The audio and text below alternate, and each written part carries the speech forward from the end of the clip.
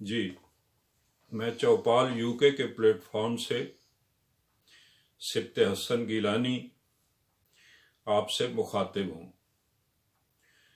مجھے اپنی بیٹی آرزو راجہ کے لیے کچھ عرض کرنا ہے، زیادہ نہیں، صرف چند لفظوں میں۔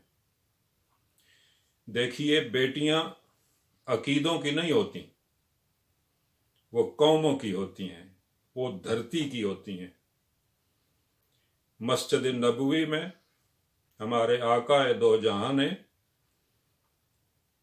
اپنے دوش سے اس چادر کو اٹھا کر حاتم کی بیٹی کے لیے بچھایا تھا، جس چادر کو اللہ نے قرآن میں مزمل اور مدثر کہہ کے مخاطب کیا ہے۔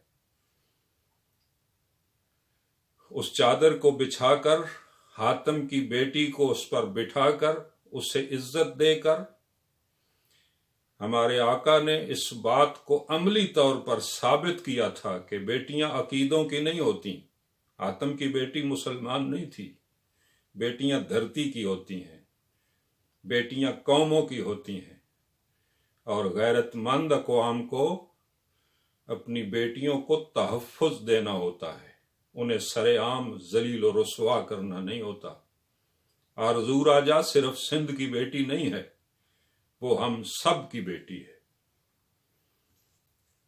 میں ہر اس شخص سے مخاطب ہوں کہ جس کے گھر میں 12، 13، 14 سال کی بچیاں موجود ہیں، اور پھر میں ریاست پاکستان میں عدل و انصاف کی سب سے اونچی کرسی پر بیٹھے ہوئے اس چیف جسٹس سے مخاطب ہوں کہ آرزو راجہ کی جبری تبدیلی مذہب نے لا اکراہ فی الدین جیسے قرآنی فیصلے کی بھی توہین کی ہے، اور پاکستان کے قانون کی بھی توہین کی ہے، جس میں 13 سال کی بچی نابالغ ہوتی ہے۔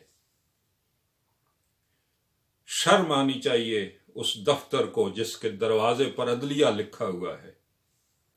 پرانے وقتوں میں چاقو بازوں اور لٹھ بازوں کے اڈوں پر بھی، بدماشوں کے اڈوں پر بھی بیٹیوں کو تحفظ دیا جاتا تھا، بے شک وہ دشمن کی ہی بیٹیاں کیوں نہ ہوں۔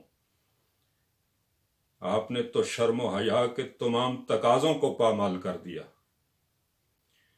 میں چیف جسٹس سے استدعا کرتا ہوں کہ اس کا نوٹس لیجئے۔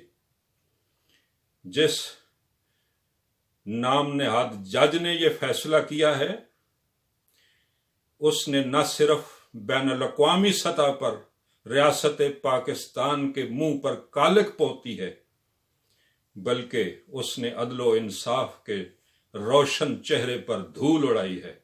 اس کا نوٹس لیجئے صاحب، انصاف کیجئے۔